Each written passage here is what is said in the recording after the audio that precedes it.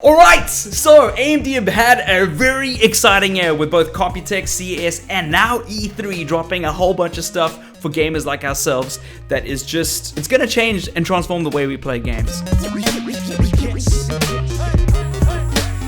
At E3 this year, AMD dropped their Navi range of GPUs. These are AMD's new GPUs. Introducing the Radeon RX 5700 XT and the Radeon RX 5700. Also, massive full disclosure, if you don't know and you're new to my channel, AMD are a sponsor on both my YouTube channel and on my Twitch channel. If you haven't followed me on Twitch, hit me up there. If you want to have any information on our current relationship, you can check the card in the top right hand corner. It should pop up right now. That'll just let you in on the story as to how we got into the sponsorship, which I'm very excited about. And if you guys want to help the channel out in any way, if you're thinking about picking up anything from any one of the sponsors on the channel, make sure that you check out in the description. There's a sponsored section underneath the like button.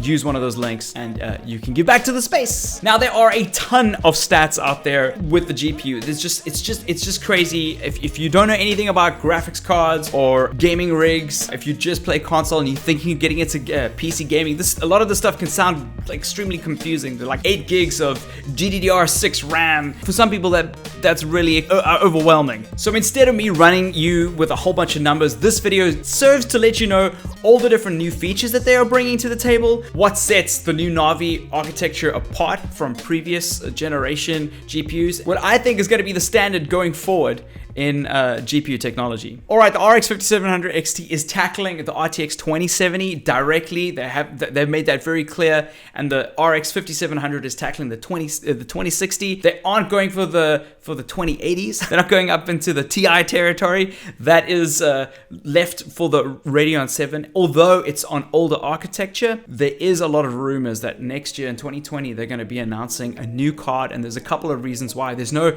ray tracing in this series of cards. They've focused instead to aim their guns at things that are actually going to be beneficial to gamers, at least for the next couple of years. Ray tracing is definitely going to be in the pipeline, just as they said on stage, when it's going to be more relevant. And we know this because all this new Navi technology, this RDNA that they're bringing out, that they call it, like the Radeon DNA, is going to be in the new Xbox that's being announced, Project Scarlet. That's going to have ray tracing and the new PlayStation 5. So there's a lot of technology in here that you can have in your home PC today, or pretty much in the next month or two, that is essentially in future consoles. And AMD have learned a lot from console development to bring you some of this incredible hardware. So let's talk about RDNA. It's got a new compute unit design. The emphasis is on efficiency and focus on diverse workloads. So whether you're streaming, whether you're playing games, whether you're rendering something in After Effects or Maya or any kind of 3D hardware, Cinema 4D. I don't think, are people still using Maya? I don't know.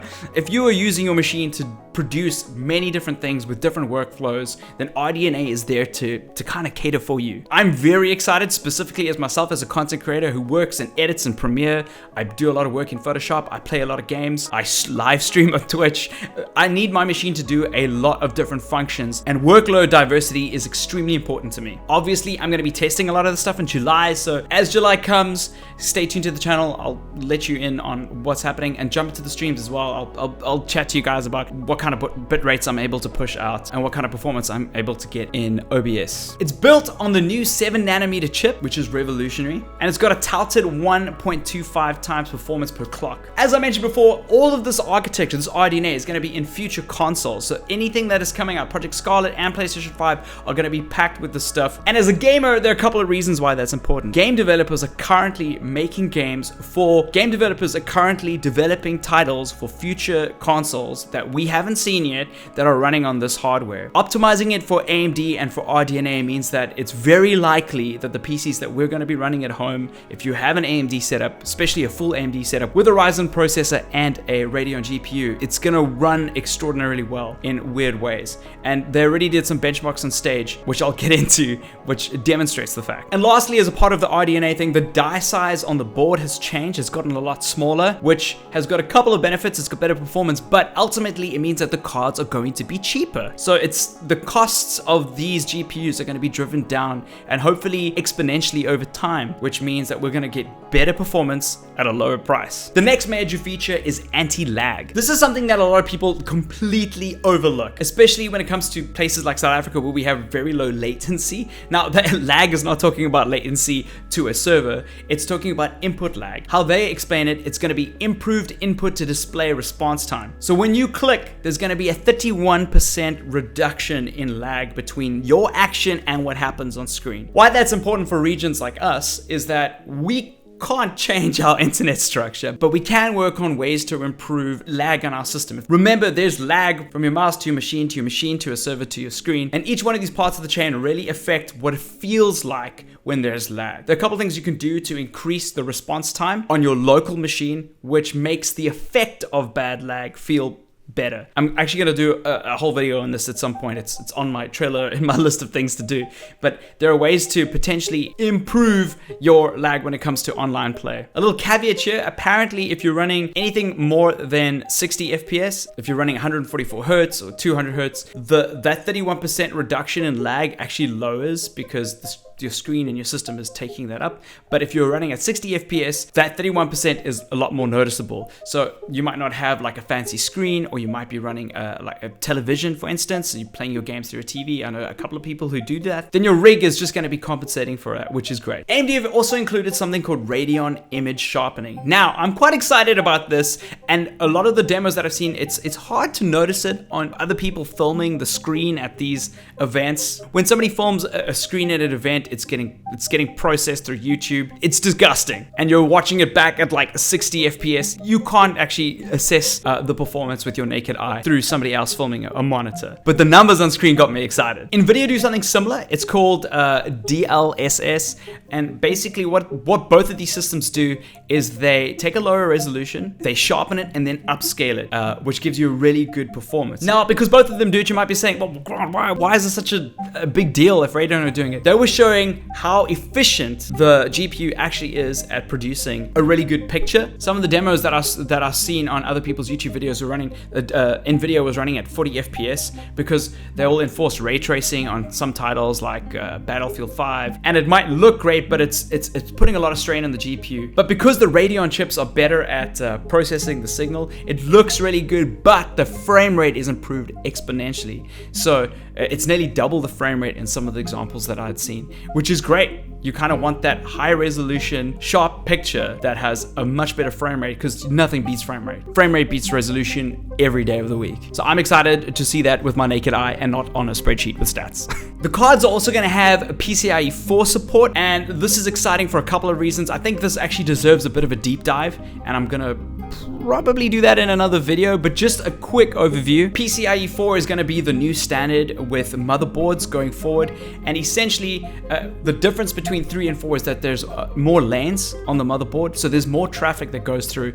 We kind of are at the limit of what PCIe 3 can do, and because of that, the CPU talking to the GPU doesn't have all the traffic in the world, but having more traffic means that the GPU can do more without having to exert itself too much. To put that pretty loosely, but it also means that there are other channels on the board for other performance increases like NVMe drives, which on a whole improve the PC exponentially as well. So like the PC's improvements are some of its parts, not necessarily the parts on its own, but older hardware severely limits your performance because you can't improve the sum of your parts. It does make sense. I think this deserves a bigger deep dive, but PCIe 4 support is very exciting. The new motherboards that are coming out, especially from MSI, they are AM4 boards that are going to be supporting Ryzen for a good couple of years. I'm excited for the future of Ryzen. It's a really good chipset. I'm going to explain that also in another video. So creating a card that is going to utilize a PCIe 4 means that your PC is going to have a whole bunch of performance improvements. And lastly, it's going to be better performance for a better price. And when I say better performance, they actually have charts on this. On stage, they show showed a variety of performance improvements over a whole bunch of games, which ranges from like 2% to 22%, which is pretty remarkable for some games, including games like Battlefield 5. That was the highest performance improvement, Battlefield 5. Again, these stats need to be verified